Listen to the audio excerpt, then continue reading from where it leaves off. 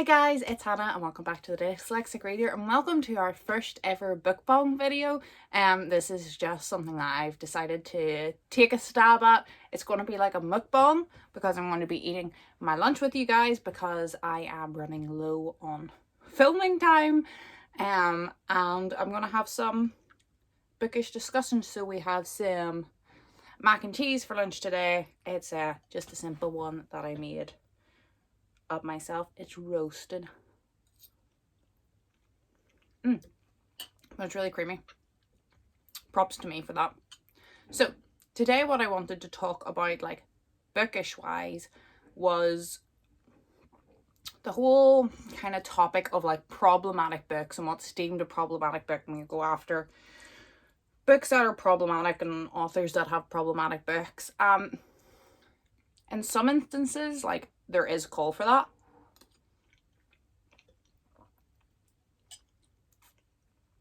But I think a lot of the time it like files into this kind of cancel culture that we have at the minute, where you just like take one fact and like completely go like after someone to destroy their career or their life or a specific book that they've put out or whatever it is. And I'm not sure that that's fair or healthy a lot of the time.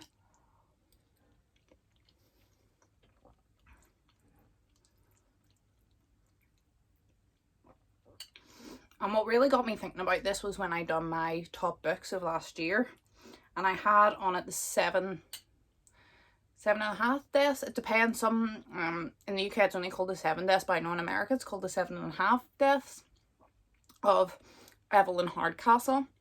And a lot of people like said that that book was problematic and they didn't like it, and that it was fatphobic specifically. And there was fatphobic dialogue in the book, but it wasn't that the book was fatphobic, it was that the main character was fatphobic. And this is slightly different in like maybe children's literature, but I think in adult literature, are we not like old enough to know that like you shouldn't be saying stuff like that, but people do? Like, are all our characters meant to be perfect? They're not allowed to be fatphobic or homophobic or mean or anything, and nobody should be those things, but people are, and that's realistic and that's life, and it's not nice and it's not present. But why don't we use these books to have characters that are those things and then challenge them to kind of start a conversation and educate people maybe a wee bit more about it? I think that would be an interesting side to take. As I said, I think it's different in children's literature, you know, where they should be trying to be as nice as possible, and if there is like a baddie or a bully or whatever, it should be made like very clear that this person is wrong. But I think in adult literature, there's always like, at the minute there's this big love for villain origin stories and like morally grey characters. But if a character can't say something that's just deemed problematic on the internet, but you're also in love with villains and bad boys, and I don't really understand that. Also, this book wasn't really able to challenge the fat phobia because it was an internal monologue kind of type situation. It was just him in his head retelling the story, and he was having these fat phobic thoughts. He didn't vocalize these to anyone, so no one could say to him like, hey man, that's like not okay. So it couldn't really be challenged. But our main character was no way portrayed as good or perfect or holy or had no bad qualities. Like, we knew he wasn't the greatest guy in the world, and like we should cancel that whole book over this, or the author completely. So I just think this whole kind of cancel culture online in general has got completely out of hand, and that has kind of leaked into book. It completely cancelled on me for some reason there. So I don't know where it cut off, but I've seen everyone run around this week shouting about this new Hunger Games prequel or whatever it is. I have not read the Hunger Games yet. It is something that it was on my top 20 to read in 2020 kind of list. But everyone's been like cancelling this book before it even comes out because they don't like the premise. Like, what's that about? Give art a chance, do you know what I mean?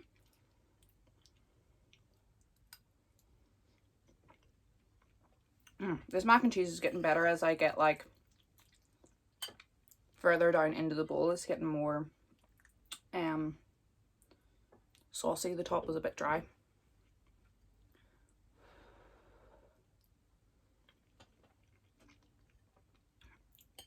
I would prefer to eat like a bigger, more substantial like lunch and then have like a lighter tea.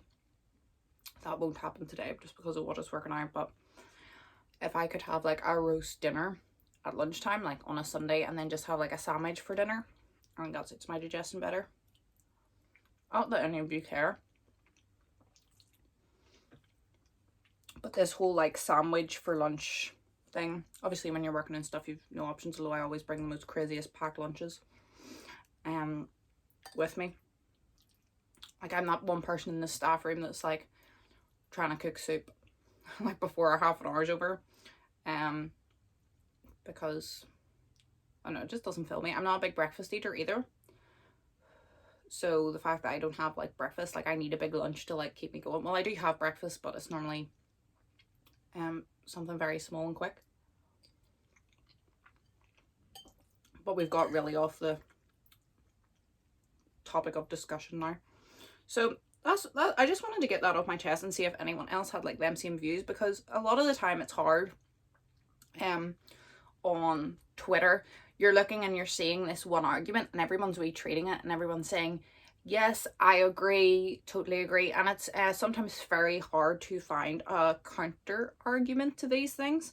So I kind of wanted to put my counter argument out and see if any of you agree or whether I'm just completely crazy.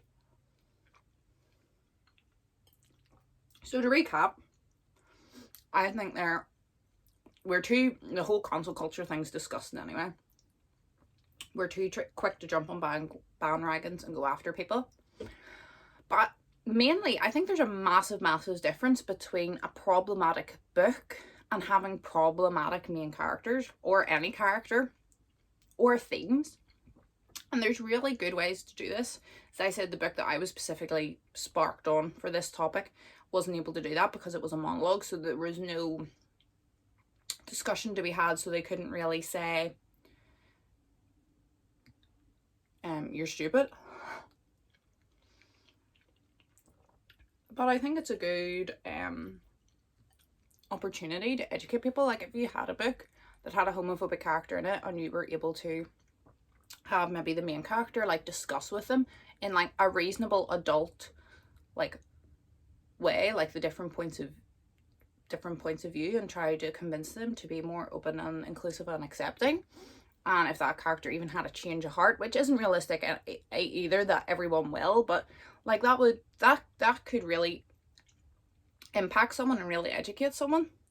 But I think a lot of authors are afraid to bring that out because then the book will be deemed problematic and they'll be deemed homophobic and the whole thing, their whole career will go down the toilet.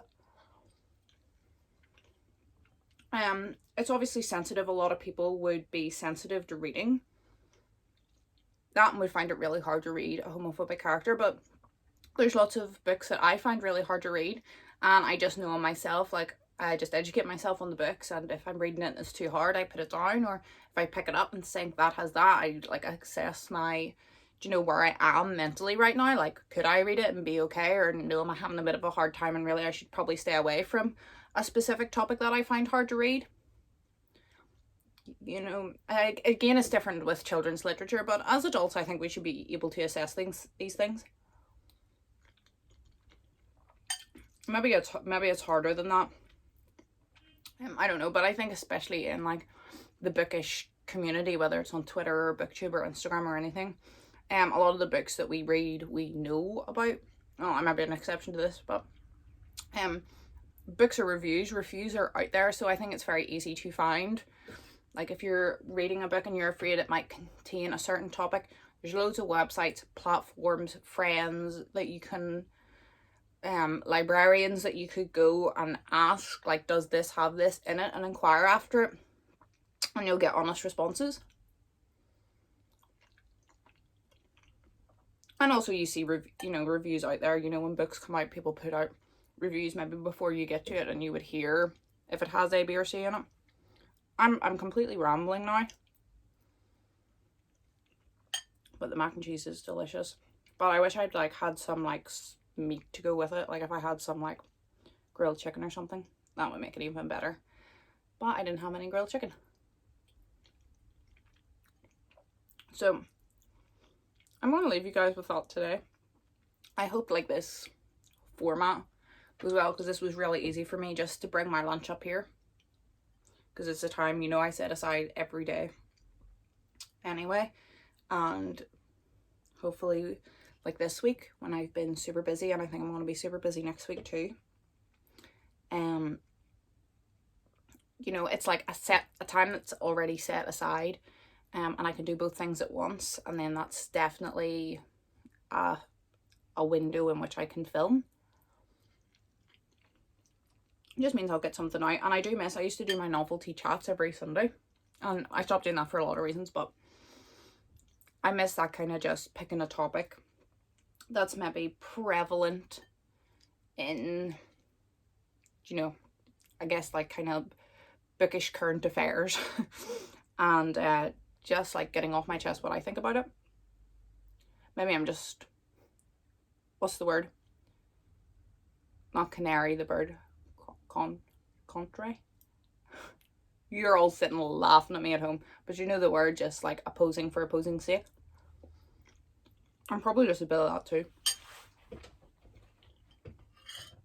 I'm going to turn this off and finish my mac and cheese and wash it down with a nice cup of tea, and then hopefully get to editing, uploading, yada yada this video. So I hope you're all happy. I hope you're all healthy. I hope you enjoyed this video, and hopefully I'll see you in my next one. Goodbye.